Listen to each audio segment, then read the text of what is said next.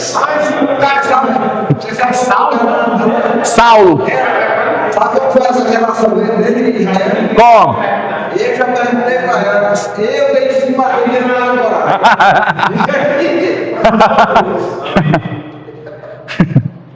Tá gravando ou tá ao vivo? Tá gravando, pronto. Aí você avisa o pessoal. Ao longo da semana você posta. Então vamos lá, só nós hoje aqui, né? Tá gravando aí. Cuidado com o que você fala, que tá sendo gravado, viu? E o pessoal que vai assistir depois, ao longo da semana, essa é a nossa 6ª aula. Eu divulguei as notas das provas aqui, né, na sala de aula, e quando terminar essa aula aqui, eu vou mandar para vocês no privado, do particular, a nota de todo mundo, tá bom? Quem não recebeu a prova hoje presencial, eu mando no privado.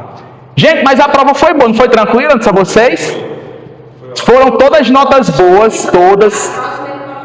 Certo? Eu acho que teve uma nota que foi um pouquinho abaixo do esperado, mas só porque ele faltou uns dias, essa pessoa, não vou dizer quem é, faltou umas aulas, e ele foi justamente, as questões que ele errou, foi as questões das aulas que ele não acompanhou. Mas quem estava vindo toda semana não teve dificuldade, não.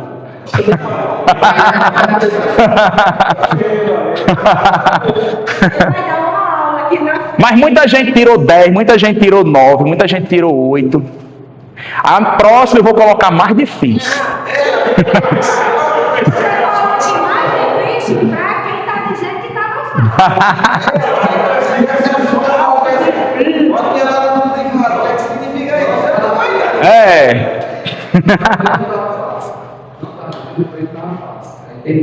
Tinha que ter um entendimento, exatamente. E todo mundo estudou em casa, né? Quem não estudou assim, deu um deslizezinho, uma questão ou outra, né? Sim. Amém. Vocês estão no caminho certo. Hoje a gente vai começar a falar sobre um assunto que é a liberdade cristã, que a gente vai começar nessa aula. E aí, na próxima aula, a gente vai falar sobre a ética cristã, certo? Porque o crente, ele vive em liberdade e ele também vive sob um código de ética. Hoje a gente vai tratar da questão da liberdade e da responsabilidade. E na próxima aula, aula 7, a gente vai tratar sobre a ética e a responsabilidade, certo? Porque a gente vai ver que, pelo fato de nós sermos livres, não significa dizer que a gente tem o direito de fazer qualquer coisa, certo? E se a gente fizer tudo o que a gente deseja, o que é que pode acontecer conosco, né? Então vamos lá, ó. Introdução. Na perspectiva bíblica, sempre lembrando isso. A nossa disciplina é voltada sempre para as coisas da Bíblia. Então vai em algum momento entrar em conflito com alguma disciplina secular. Existe a antropologia geral, que é a antropologia que se estuda nas universidades, certo? E a antropologia bíblica é específica, foi até uma questão que eu perguntei, né? O que é uma antropologia bíblica que vocês colocaram lá? Então é sempre voltado para a relação Deus-homem dentro das Sagradas Escrituras. Então, na perspectiva bíblica, liberdade não é a mesma coisa de libertinagem, né? Liberdade é uma coisa, libertinagem é outra. Liberdade é eu fazer tudo aquilo que eu tenho o direito de fazer sem ofender o outro, o meu próximo, e sem ofender também ao meu Deus. A partir do momento que eu uso da minha liberdade para ferir o meu irmão, ou uso da liberdade para cometer um pecado, e todo pecado, em primeiro lugar, é contra Deus, eu não estou sendo livre, eu estou sendo libertino. E a gente precisa falar sobre isso porque, nos tempos que a gente vive, a libertinagem tem entrado dentro das igrejas. As pessoas misturam muito as coisas. Eu me lembro que na minha época de jovem, solteiro ainda e tal, não era pastor, não era líder de nada, era só um jovem que participava, servia no ministério de jovens. E aí tinha uma jovem que era amiga nossa na época, que ela inventou de colocar um piercing. Até aí tudo bem, assim, entre aspas, né? Naquele tempo já era uma revolução. Ela inventou de colocar o piercing. Aí quando o pastor chamou ela para conversar e perguntou assim: fulana, por que você colocou esse piercing? Você já é uma menina tão bonita, cara, você está estragando seu rosto com isso aí. Sabe qual foi a resposta que ela deu? Porque eu sou livre em Cristo para fazer o que eu quiser. Ou seja, essa menina não entendeu o que significa ser livre em Cristo. Ela usou a libertinagem para dar lugar a uma coisa que ela achava que era liberdade. Mas a liberdade não é isso, de eu fazer tudo o que eu quero. E a liberdade, se você for estudar a ciência política, a liberdade, já dizia Maquiavel, ela tem um limite. Eu sou livre até aqui. Passou daqui, eu deixo de ser livre e vou ser um libertino, vou ser uma pessoa que ofende outras, que quebra regras, e o crente não pode viver fazendo isso, certo? Então, na perspectiva bíblica, existe essa diferença.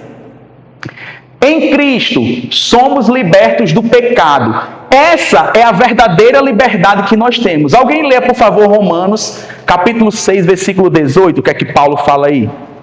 Romanos, capítulo 6, versículo 18.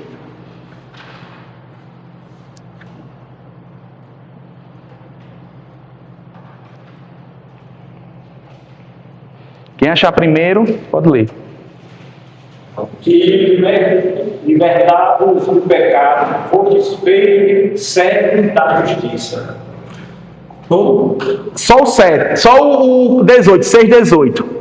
6:18. E libertados do pecado, fostes feitos servos da justiça. Então, a liberdade cristã que a Bíblia fala é uma liberdade do pecado. Isso não significa que a gente não vai pecar mais. Não é isso que Paulo está dizendo. O que Paulo está dizendo é que agora nós não somos mais escravos do pecado. Antes de pecar, eu tenho vontade própria para dizer se eu vou pecar ou se eu não vou. Quando eu não conhecia Cristo, porque quem liberta é Cristo. Quando eu não conhecia Cristo, eu pecava até mesmo sem saber que aquilo era pecado. Mas o fato de eu não saber não implica dizer que é a mesma coisa de, por exemplo, eu venho aqui, boto 200 quilômetros no meu carro, aí o guarda vem, para e diz, como é que você estava a 200 quilômetros? A pista aqui é só 120. Não, mas eu não sabia. O fato de não saber não anula o erro, certo? Então, eu sou livre em Cristo Jesus e livre do pecado porque agora eu e vocês temos a oportunidade de escolher se eu vou pecar ou se eu não vou. Aquela frase que Deus disse para Caim antes dele matar Abel é fantástica, resume bem isso, né? Deus percebeu que Caim está virado contra o irmão dele, aí Deus pergunta, o que é que está acontecendo com você? O seu semblante está diferente. Quer dizer, Deus primeiro traz ele a reflexão, né? Seu semblante está diferente. O pecado está na sua porta, mas cabe a você dominá-lo. Então, o nosso pecado está na nossa porta, o tempo inteiro ali, ó. Mas cabe a gente dominá-lo. Eu lembro, ele não dominou, ele se deixou. Eu lembro uma vez de Billy Graham, que já é falecido, né? Faleceu acho que em 2016, se não estou enganado. Foi 2019, então foi recente que ele faleceu, Dr. Billy Graham. Uma vez perguntaram para ele assim, Dr. Billy Graham, se o senhor entrasse no quarto com a mulher mais bonita que existisse na época, o senhor mesmo assim seria fiel à sua esposa? Ele disse, é claro que não. Aí todo mundo ficou em choque. Que é isso? Billy Graham está dizendo que trairia a esposa dele com a mulher mais bonita. Aí ele foi explicar o que é que ele quis dizer. Ele disse assim, ó, se eu entrar no quarto com a mulher mais bonita, eu vou trair minha esposa. Mas antes de entrar no quarto, eu decido se eu abro a porta ou não. Depois que eu abrir a porta, já era, porque o pecado já me dominou. Então a gente sempre tem essa decisão. O pecado está sempre na nossa porta, mas agora a decisão é nossa, certo? Já faleceu em fevereiro de 2018, né? Perfeito, meu irmão. Obrigado, viu? Recente, né? Faz 7 anos, faz 8 agora em 2026. A verdadeira liberdade é servir a Deus, e a liberdade, que é essa liberdade que Cristo nos dá, ela é um dom. Por isso que só tem essa liberdade quem é filho de Deus. Porque quem não é filho de Deus já é escravo do pecado, naturalmente. Então só o filho de Deus é livre para decidir se faz ou se não faz, certo? E esse dom é uma resposta à graça divina, ou seja, é um presente que nós recebemos de Deus para sermos livres, certo? O homem criado com livre-arbítrio, está aí o texto, Gênesis 2, 16 e 17, porém o pecado distorceu o uso da liberdade. O homem antes do pecado, como a gente já falou nas aulas anteriores, foi criado à imagem e semelhança de Deus, uma criatura perfeita. Deus vinha na viração do dia, falava com ele, falava com ela, consequentemente, né, porque estavam os dois juntos. Não tinha essa desgraça no mundo que a gente vê hoje, mas a partir do momento que o pecado toma de conta, o pecado distorce essa ideia, certo? E o homem deixa de ser livre do pecado. Ele já nasce preso ao pecado, né? Até o bebezinho, quando nasce ali, ele já é preso ao pecado, porque o pecado vai passando ali, ó, de geração para geração. Mas graças a Deus que nós temos Cristo, que nos liberta de tudo isso. Então a redenção em Cristo é que restaura esse discernimento. Então só o cristão tem esse discernimento que está cometendo pecado ou não, né? Vocês já prestaram atenção? O seu colega de trabalho, o cara faz tudo de errado, ainda se acha uma pessoa boa. Eu lembro que tinha uma mulher que eu evangelizava, era eu e minha esposa, nós íamos evangelizar ela toda semana. E ela foi acometida de uma doença muito grave. Quando ela descobriu a doença, ela já estava em estado terminal, né? E os médicos deram pouco tempo de vida para ela.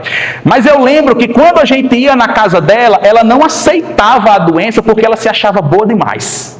Ela dizia, quando eu recebo dinheiro eu faço isso, eu ajudo fulano, eu ajudo cicrano, eu sou prestativo, eu sou uma boa filha, eu sou uma boa mãe. Então ela se achava boa demais para aquela doença ter acometido. Ou seja, ela não tinha esse discernimento, que só quem tem é o crente, certo? Então, quem está no mundo não tem esse conhecimento se ele está fazendo certo, se ele está fazendo errado, certo? A liberdade é dom e tarefa, dom de Deus e compromisso ético. Novamente reforçando, ser livre não significa fazer tudo o que eu quero, mas significa agir dentro daquilo que Deus estabeleceu para mim, né? Deus deu a ordem a Adão, você pode comer tudo, menos nessa daqui, ó.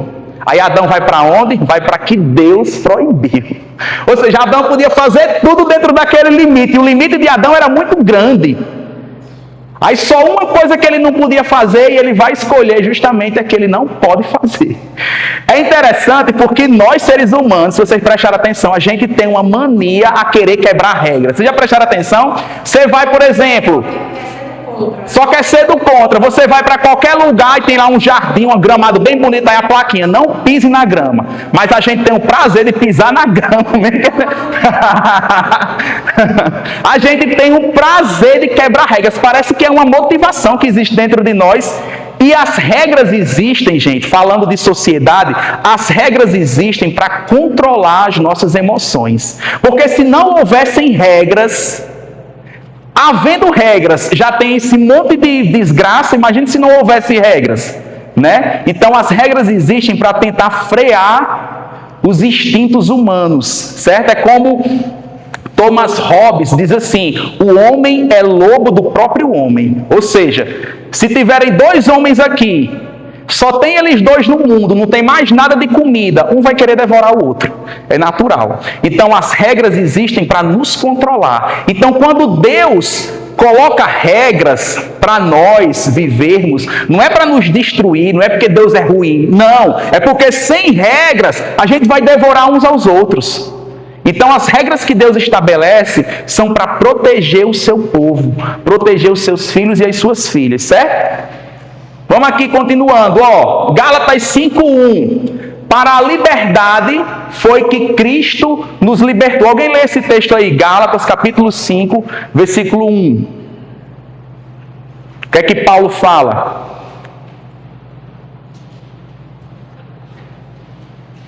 Para a liberdade foi que Cristo nos libertou. Permanecer, pois, firmes e não vos submetais de novo as julgas de escravidão. Amém. Para a liberdade que Cristo nos libertou. A carta aos Gálatas foi escrita para uma igreja em que estava enfrentando muitos problemas naquela época. Qual era o problema da igreja da Galácia? muitos judaizantes. Quem são os judaizantes? São aquelas pessoas que eram ou propriamente judeus, ou eram pessoas que simpatizavam com a doutrina judaica. Essas pessoas, convertidas ao cristianismo pregado por Paulo e pelos apóstolos, elas agora entraram dentro da igreja da Galácia e começaram a ensinar os irmãos, dizendo que só Cristo não é suficiente. Você precisa obedecer isso, obedecer aquilo, fazer isso, fazer aquilo. Aí Paulo escreve a carta aos Gálatas, são 6 capítulos, ele defendendo que Cristo é suficiente para a salvação e que Cristo já nos libertou de tudo isso. Que a liberdade deles não era eles fazerem o que eles queriam fazer, a liberdade deles era eles viverem de acordo com a doutrina que Cristo ensinou. Simplesmente, certo? As implicações disso, liberdade do jugo da lei e do pecado, que a gente já falou. Liberdade vivida em comunhão com Deus e com os irmãos. Isso aqui é interessante, Nós somos livres em Cristo do pecado. E essa liberdade nos dá acesso a Deus. Sem essa liberdade a gente não consegue atingir a Deus. É por isso que quando uma pessoa está em pecado, se ela não se arrepender dos seus pecados, ela pode orar, passar 30 horas orando por semana. Deus não escuta aquelas orações.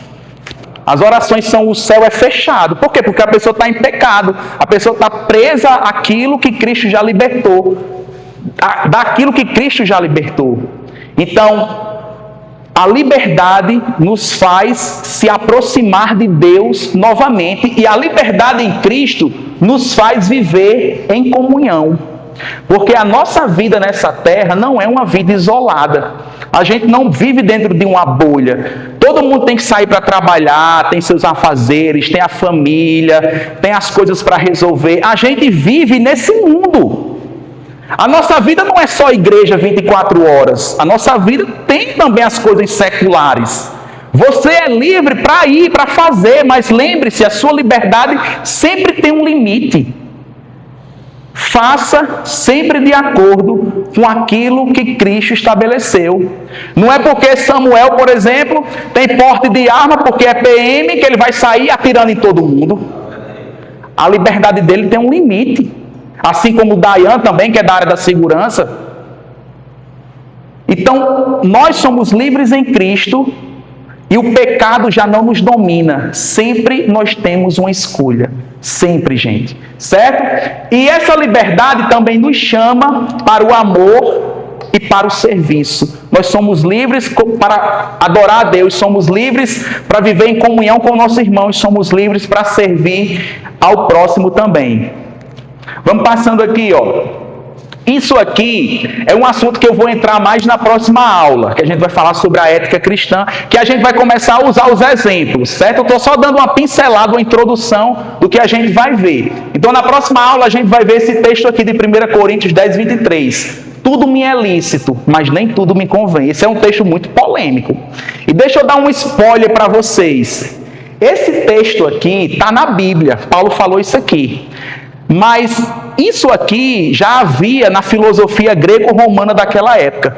Paulo, como bom filósofo estudioso que era, Paulo sabia desse pensamento, já existia esse tipo de pensamento. Então Paulo pega um pensamento que já existe lá fora e traz para ensinar a igreja. A gente vai discutir melhor sobre ele na próxima aula. Os princípios éticos: amar o próximo, consciência limpa e responsabilidade comunitária. Ser crente é ter responsabilidade.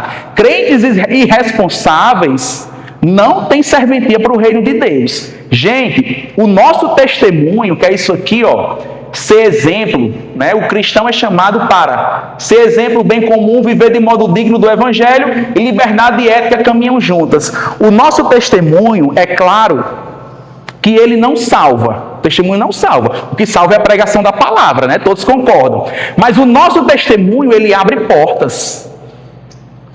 Ele abre portas. Imagina, eu estou lá em cima pregando no domingo à noite, a igreja lotada, acontecem conversões, mas quando eu desço do púlpito, a minha vida não condiz com aquilo que eu preguei. Ou então, eu digo muito para os jovens, né? A Arlene está aqui que não me deixa mentir. Eu digo muito para eles: Cuidado como vocês se comportam na escola de vocês. Cuidado como vocês se comportam na universidade. Vocês podem achar que não, mas aquele coleguinha, aquela coleguinha está olhando para você. E tem muita gente que está olhando para querer lhe derrubar, mas também tem muita gente que está olhando para querer se inspirar em você. E o seu testemunho pode abrir ou fechar as portas do evangelho para aquela pessoa. Tem crente que é tão mau, que tem um péssimo testemunho, que quando ele convida alguém para a igreja, o cara diz: e tu é crente, rapaz? Também naquela igreja só tem gente como você. Eu lembro que eu trabalhava numa empresa há 11 anos atrás, e o meu colega de trabalho era crente. Eu trabalhei mais de 2 anos com ele todos os dias, e eu não sabia que ele era convertido, que ele nunca tinha pregado para mim. Aí quando foi um dia, eu vim visitar aqui a nossa igreja. Quando eu cheguei aqui, o dito curso estava lá em cima do altar tocando, era do Ministério de Louvor. Eu digo: mas rapaz, 2 anos trabalhando com ele, o cara nunca abriu a boca para falar de Cristo, e pior, ele nunca se comportou como um crente. O celular dele era só pornografia. Tinha uma noiva na época, vivia passando chifre na pobre da noiva. Quando eu cheguei aqui na igreja para visitar, eu quase ficava para trás. Eu não acredito que fulano de tal. Aí também no outro dia, quando eu cheguei na empresa, eu espalhei para todo mundo: vocês sabem que fulano de tal é crente? Ele ficou envergonhado. Ele ficou envergonhado de ser chamado de crente. Diga aí. Veja como o testemunho fecha portas. E eu passei mais de 1 ano vindo para poder reconhecer Jesus Cristo como único e suficiente Salvador. Porque na minha cabeça não fazia sentido. Como é que fulano de tal é crente e está tocando lá em cima? A minha vida é mais limpa do que a dele. Então eu fiquei questionando aquilo. Não posso. Se é para ser crente desse jeito, eu vou viver do jeito que eu quero. Pensam sim. Isso. Acha que todo mundo é assim. Existe até um vídeo na internet que é Carta do Inferno, de um amigo de um crente, que o crente nunca pregou para ele. Ele não sabia como era o inferno. Se ele tivesse pregado para ele, dito como era o inferno, poderia ser que hoje eu não estivesse aqui. É um vídeo forte, bem forte mesmo. Eu vou puxar ele aqui e botar no grupo. Mande lá no grupo da gente. Massa. Chama. Tem um livro muito massa também de C.S. Lewis. Vocês sabem quem é C.S. Lewis, sabe? C.S. Lewis é o meu escritor favorito. Ele é o cara que escreveu as Crônicas de Nárnia. Mas aquele cara é fantástico, porque muita gente se converteu lendo as obras de C.S. Lewis. Ele sai de um ateísmo, que ele era ateu, professor de Oxford na universidade, e ele passa a ser um dos maiores defensores do cristianismo, pregando o evangelho através da literatura. Aí tem um livro que ele escreveu, que o título do livro é Cartas do Diabo para um Jovem Aprendiz. Esse livro é fantástico. Nesse livro são 16 cartas, é uma literatura, claro, é uma história, né? Não existiu isso de verdade. São 16 cartas que o diabo envia para um diabinho aprendiz. Ele está ensinando o diabinho como fazer as pessoas não seguirem a Cristo. Aí ele vai dando, cada carta ele vai dando um conselho. Aí a última carta, que é a 16ª, ele diz assim, em outras palavras: sabe como é que você vai fazer com que as pessoas deixem de seguir a Cristo? Ocupe a mente delas. Que é justamente o que acontece nos dias atuais. Mente vazia, oficina do diabo, exatamente. Aí ele diz: ocupe a mente delas. Aí começa a ocupar com um monte de coisas. E a gente vai ficando tão ocupado, que a gente vai deixando de servir a Deus, vai deixando de se congregar, certo? Esse livro é fantástico. C.S. Lewis é espetacular. Você lê C.S. Lewis assim, uma leitura muito gostosa, prazerosa, muito boa mesmo. Exemplos de uma pessoa que soube usar sua liberdade em Deus e não deu lugar ao pecado. José, ele era livre para pecar. Se ele quisesse se deitar com a mulher de Potifar, ele se deitaria, né? E a Bíblia diz lá que foram várias vezes que ela tentou, né? E ele não quis, até que chegou o momento que ele realmente correu. Então ele escolheu obedecer a Deus. E tanto é que quando ele diz para ela, ele fala mais ou menos assim: não, eu não posso pecar contra o meu Deus, nem contra o seu marido. Ou seja, ele reconheceu que o pecado primeiramente é contra Deus, né? Então ele usa isso. Paulo usou sua liberdade para servir. Jesus, livre, mas se fez servo, né? Jesus poderia, mas ele mesmo se fez servo. Então, ser livre significa eu viver de acordo com os valores que Deus estabeleceu para mim. Aplicações práticas para a gente ir finalizando nossa aula de hoje. Como para a gente pensar, como nós vivemos a liberdade cristã hoje em dia, né? Para e raciocina assim um pouco. Como é que eu tenho levado minha vida? Será que a minha vida realmente tem feito sentido? Será que eu tenho cumprido aquilo que Deus quer? Será que eu tenho agido de acordo com a vontade de Deus no meu trabalho, na minha faculdade, lá na minha família, certo? Escolhas morais. As escolhas que nós fazemos, gente, elas trazem consigo consequências. Toda escolha gera consequências. Se as escolhas forem boas, as consequências serão boas. Se as escolhas forem ruins, as consequências serão ruins. Então, as escolhas que nós fazemos afetam a gente diretamente, positivamente ou negativamente, e afetam, inclusive, a igreja que nós nos congregamos. Porque muita gente deixa de vir, deixa de se converter, porque somos nós que somos ruins e estamos ali dando um mau exemplo para eles, né? Para os nossos vizinhos, para os nossos colegas de trabalho. O uso das redes sociais, que é outra coisa. Pronto, ano que vem vai começar a politicagem de novo, né? Não é nem a política, é a politicagem de novo. Aí irmão degladiando-se contra irmão, e não sei o que mais lá, e é pecado daqui, pecado dali. Aí depois o irmão que passou a semana esculhambando o outro do grupo da igreja, está lá em cima cantando no ministério de louvor. Aí, meu amigo, é de lascar, viu? Aí ama mais o candidato do que a Deus, né? Então nós temos que pensar realmente e ser conscientes sobre isso. O nosso trabalho, a nossa cidadania, no nosso convívio na sociedade, tolerância e respeito. Isso aqui é interessante, por quê?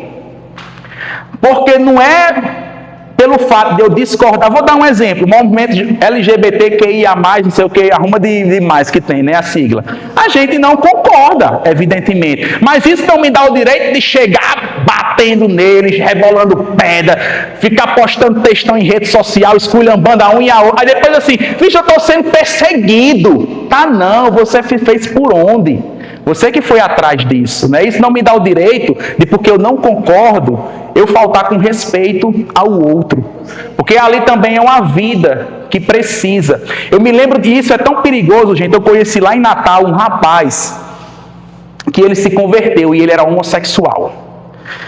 E a gente se conheceu por acaso. E depois ele pegou meu contato, e eu ficava sempre falando de Jesus para ele, incentivando ele, e ele começou a se congregar numa igreja lá em Natal. Só que quando ele chegava na igreja, os irmãos da igreja olhavam ele assim meio torto, pelo fato dele ser homossexual assumido. E ele passou uns 2 ou 3 anos nessa igreja, até o dia que a irmã dele foi fazer uma faxina lá na casa dele e encontrou um monte de diário que ele escrevia. Diários de um suicida. Ele estava planejando tirar a vida dele. Por quê? Qual era o motivo? Porque até na igreja ninguém aceitava ele. E ele dizia no diário: desde quando eu me converti, eu tenho desejos por outro homem, mas eu não cometi. Ele dizia que não tinha, mesmo tendo desejos, ele não tinha tido mais relação. Ele estava se segurando. Mas ele foi homossexual a vida inteira, então é muito difícil. Até a igreja que ele ia como refúgio para ouvir a palavra de Deus, nem os próprios irmãos estavam sabendo. E aquele jovem tentou tirar a vida por 3 vezes, diga aí. Aí foi quando a irmã descobriu os diários dele, aí chamou a família, me chamou também, a gente fez uma campanha de oração na casa dele. Ele fez o tratamento com psiquiatra, tomar medicamentos fortíssimos. Hoje está curado para a glória de Jesus. É crente, serve a Deus. De vez em quando eu falo com ele aqui. Ele tem meu WhatsApp, eu tenho um dele também. Desde o tempo que ele se converteu, ele não teve mais nenhum tipo de relação sexual com outro homem. Ele chegou até a dizer: Alan, às vezes eu sinto desejo, não vou mentir não. Eu sinto desejo, mas eu me controlo. Eu me seguro, vou ler a Bíblia, vou orar. Eu disse: meu irmão, continue assim. Peça forças a Deus. Que bom que você entendeu qual foi o apoio das pessoas. E isso serve para qualquer coisa na nossa vida, porque às vezes aquilo que é fácil para o irmão Dayan, para mim é difícil. Às vezes aquilo que Lamartine tira de letra, aquele vício que Lamartine tira de letra, para mim já é difícil. Hoje a gente vive uma época de pessoas viciadas em pornografia. Sabiam que é o vício do século, é a pornografia?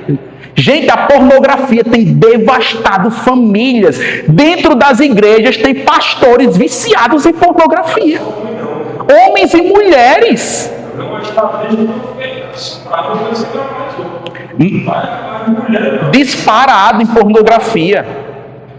Ou seja, o que aquilo não é problema para um fulano de tal, talvez para o outro irmão seja. O irmão às vezes está tentando se libertar, né? E por isso que a gente tem que ter sempre respeito, tolerância e amor para tratar, para acolher. Claro que a gente não vai aceitar, mas a gente tem que acolher em amor, sempre orientando. E o processo não é da noite para o dia. A mudança não é da noite para o dia, seja o que for. É sempre demorado. E quem muda é o Espírito Santo, não somos nós. Nós não temos o poder de mudar ninguém.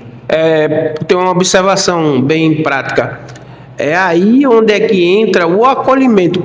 Principalmente como a gente está fazendo teologia, a gente está na linha de frente para acolher os novos convertidos. Porque geralmente quando a pessoa é nova convertida, ela tem algum tipo de deficiência que se a gente não acolher ela vai se sentir fragilizada e do mesmo jeito que estava lá fora. Exatamente. Até tão pior, que se sente rejeitado, separado, excluído. É verdade. Aí por isso que a gente tem que trazer, tem sempre que estar perto Tem que dessas estar pessoas, junto. das Verdade. pessoas que é recém-convertida. E na grande comissão que Jesus manda, né, a grande comissão, a gente pensa que é só evangelizar, mas não é só evangelizar, é evangelizar e fazer discípulos, ou seja, aquela pessoa que você evangelizou, a partir de agora essa pessoa é seu discípulo, você é o tutor dela, você tem que orientar, porque às vezes a gente leva a pessoa para a igreja, solta aí dentro, a pessoa se converte e a gente vai deixando, né?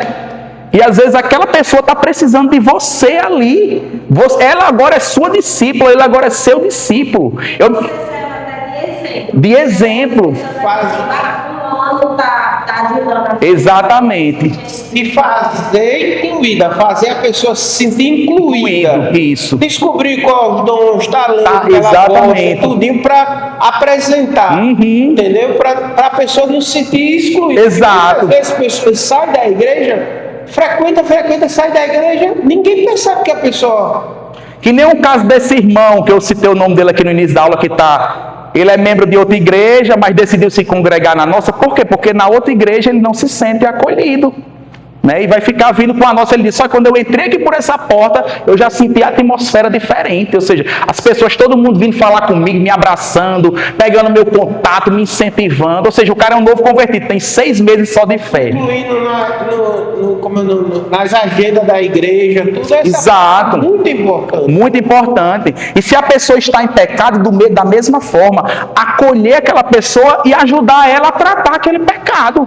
Né? Porque senão a gente vai só, a pessoa já está na lama, a gente vem e dá um chute na cara, pronto, terminou de... Você faz Exatamente. Então, para a gente finalizar, é justamente isso, pessoal, ó. Liberdade cristã é um dom da graça, é Deus que nos dá. Exige responsabilidade e ética. Nós temos que usar essa liberdade com responsabilidade, sabendo até onde eu posso ir e sabendo, conhecendo os meus limites e os limites do outro. O cristão é livre para amar e servir, né? E Gálatas 5:13, Paulo fala: servir-vos uns aos outros pelo amor. Gente, tudo é pelo amor. A graça e o amor andam juntas. Se a gente só quer pregar a graça sem amor, não faz sentido. E amor sem graça, ou só juízo, não. Tudo é pelo amor. A Bíblia diz, porque Deus amou o mundo de tal maneira, né? Ou seja, o plano de Deus é sempre através do amor. E quem ama a Deus verdadeiramente, também amando o seu próximo, ele vai entender isso aí. E liberdade, muitas vezes, para a gente finalizar, liberdade muitas vezes vai ser eu deixar de fazer aquilo que eu queria fazer para fazer o que eu não quero fazer. A gente vai pensar mais sobre isso na próxima aula. Quando você entra nesse pensamento, no entendimento da palavra, você faz o que não queria fazer e se sente bem. Exatamente. É onde é que está o fruto do Espírito. O fruto do Espírito. Perfeito, meu irmão. Vai ter um certo de categorias que não são absorvidas pela igreja. Bom, homossexual, a igreja não recebe como recebe o qualquer. Isso. Prostituto, a igreja não recebe não forma como outra qualquer. O ladrão do mesmo jeito, essas três categorias se converte na igreja, mas ele fica com o pé atrás. Fica sempre com o pé atrás. É. Por quê? Porque vacilar, se carrega, vai acreditar uma parte da igreja. É verdade. A gente leva para sua casa uma prostituta e bota para Exatamente. É porque o meu pecado sempre vai estar ali perturbado no pecado dos outros. Como? Isso. É só por isso. É isso. Porque o pecado não chegou. É mais difícil de perdoar do que o meu. Entendeu? Só por isso. Você bota na balança. Quando bota na balança. É a consequência do pecado, do seu pecado e a consequência do pecado do outro. Você Olha só, vamos na natureza humana. Eu estou falando que Você acha que o pecado dele não é a consequência do pecado do outro que é mais devastador do que o seu pecado.